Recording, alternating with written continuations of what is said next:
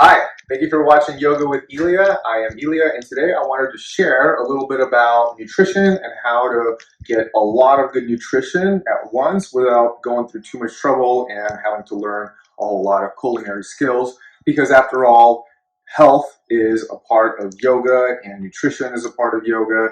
And so I wanted to show you a little bit about making a smoothie. So this is going to be our lovely smoothie spread. And so we have everything from cacao to maca powder, hemp hearts and spirulina, and then the fruit I will be using. So we'll start with the fruit, and of course you can add or subtract the quantities of this and just kind of feel where it's useful for you and how hungry you are. But for me today, I'm going to need it as a meal replacement, so that's how I'm going to use it. So this is an organic, always strive to get organic, strawberry and banana mix. So I'm going to get about a half a cup of that, a nice liberal half cup. Then I have a good berry mix. So this is raspberries, blueberries, and blackberries. Again, if it's not organic or at least non-GMO, try to avoid it.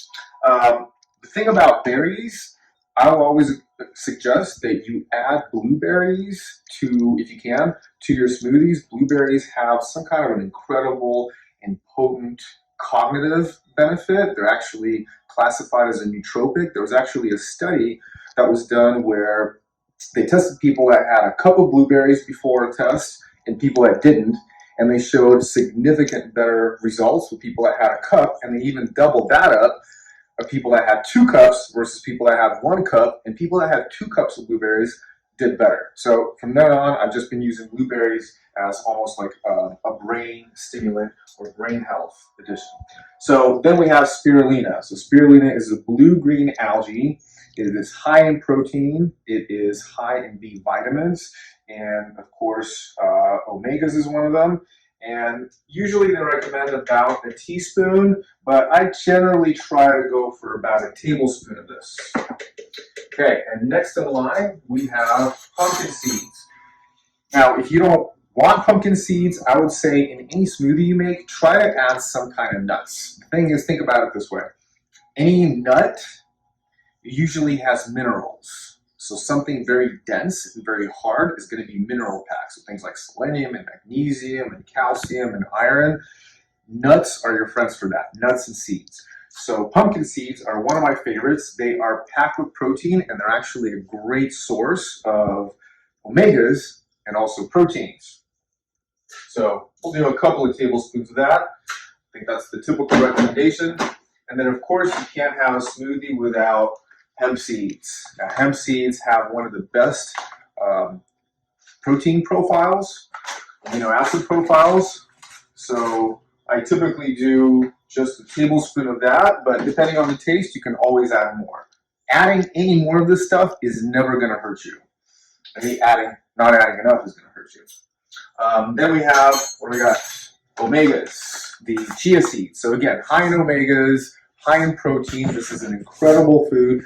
The only thing I would suggest, I usually try to prepare some for myself ahead of time. So I'll soak omegas either in some almond milk or in some water for just a couple of hours to kind of open up the seed so that more of its nutrition is available. But we'll use 1 tablespoon. That's what I typically do for that.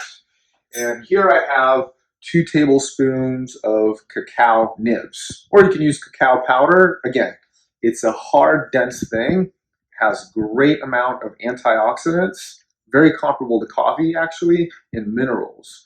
And there was actually some really big extensive study that was done on regular coffee drinkers, and they found out a regular coffee drinker, which they defined as 4 cups a day, can offset the likelihood of Alzheimer's and Parkinson's disease by something crazy like 30 to 40%. And cacao comes very close to that. So we'll throw that right in there. And then maca. So maca has a lot of good minerals, and it's a really good energy food. It's actually a traditional Andean food. They use it for fertility. So it's actually also sweet. So you don't have to throw any sweetener or any extra fruit into your smoothie. You could just throw an extra maca. It gives it like a nice little creamy, sweet texture, flavor. And then lastly, I don't always do this, but again, because today my smoothie has to be a meal replacement, I have to give my body some way to digest it quickly, in liquid form, digest quickly, so I get the power and the nutrition, and I could just keep on going. A full meal in the middle of the day while I have to stay active and busy doesn't always combine well.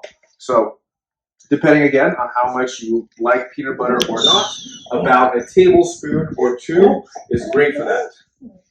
Even the dog agrees. And then lastly, whether you like almond milk, soy milk, trust me, there's no problem with soy. If you get organic, always go for organic. That's always going to be the best idea. So if you don't want to do milk, if that's a little bit too rich, just do water.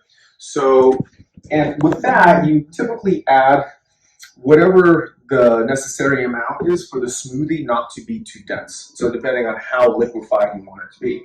So we'll add that. Then we'll give it a blend. So here we are, the final product. So in addition to what I mentioned earlier about all the different nutrients that I mentioned over and over again, like omegas and the proteins and the antioxidants, you want to have good variety in your diet. So whether you're making a smoothie or you're making a salad or you're cooking dinner, you want to try to have a plurality of nutrients and ingredients in what you're making. Now, this is a meal replacement for me because, life on the go sometimes requires that. But also remember, you want to replenish after you do any kind of physical activity, yoga, exercise, whatever it is you do. Even if you're not plant-based, I've been plant-based for over 7 years. I have no problems. It's just about getting a variety again. I'm not a scientist of nutrition. I'm just a fan of nutrition, and variety will really save you. So even if you're not plant-based, everybody can benefit from more plants in their life. Every single ingredient here, anything that grows out of the earth has fiber. And fiber keeps you regular, it keeps your digestive system working properly. Don't forget, it also keeps your microbiome healthy. Your microbiome connects to your brain, in your mood, in your cognitive state. Like 90%, think about that, of your serotonin is produced in your gut, in your enteric nervous system. So what you put in here affects how you feel up here.